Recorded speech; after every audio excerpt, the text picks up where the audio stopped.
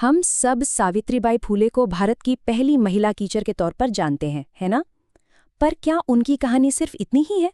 बिल्कुल नहीं। असल में वो तो सामाजिक न्याय की एक ऐसी आर्किटेक्ट थीं जिन्होंने एक ऐसे समाज की बुनियाद हिला दी जो कह सकते हैं बदलने के लिए बिल्कुल तैयार नहीं था। तो चलिए आज की इस चर्चा की शुरुआत एक बड़े सवाल से करते हैं। सोचिए जरा, एक समाज जो सदियों पुरानी बेड़ियों में जकड़ा हुआ हो, उसे बदलने के लिए आखिर क्या चाहिए होता है? और इसका जवाब हमें कहीं और नहीं बल्कि सावित्रीबाई फूले की अपनी जिंदगी में मिलता है। उनके लिए ये 3 चीजें थीं: हिम्मत, लोगों के दर्द को समझने वाला दिल और अपने लक्ष्य से कभी न डिगने का पक्का इरादा।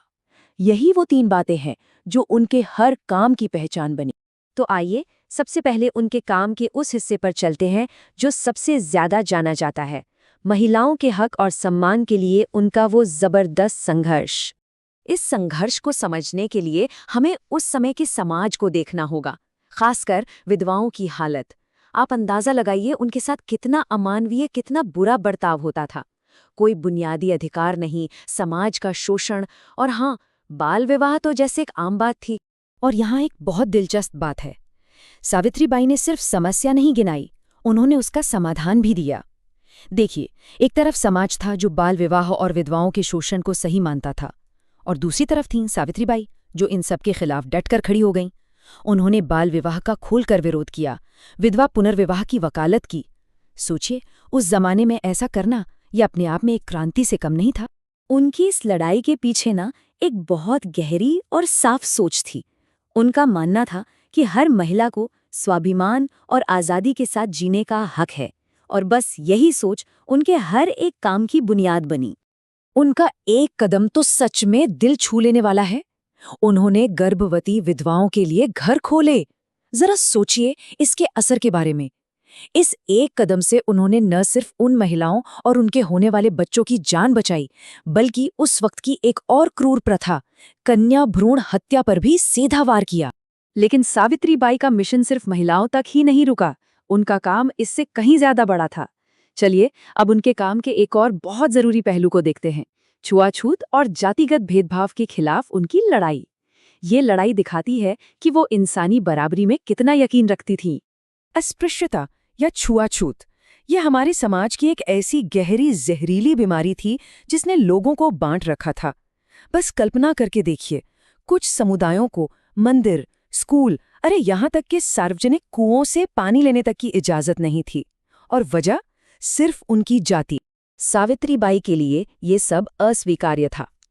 उनका एक सीधा साधा विश्वास था, सारे इंसान बराबर हैं, कोई ऊंचा नहीं, कोई नीचा नहीं।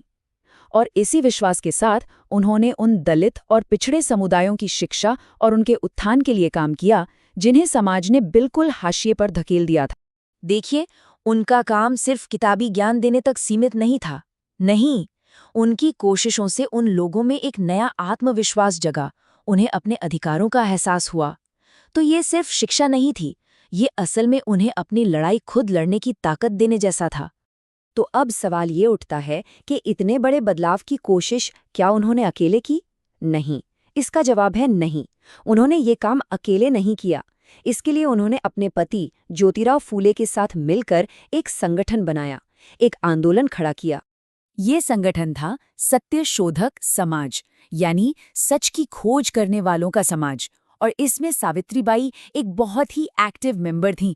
इस समाज का मकसद बिल्कुल साफ था, किसी भी तरह के भेदभाव को जड़ से उखाड़ फेंकना और समाज में बराबरी को बढ़ावा देना। और ऐसा नहीं कि ये सब हवा में हो रहा था, उनके काम करने का तरीका बहुत ऑर्गेनाइज था। सत्यशोधक समाज का एक क्लियर कट प्लान था।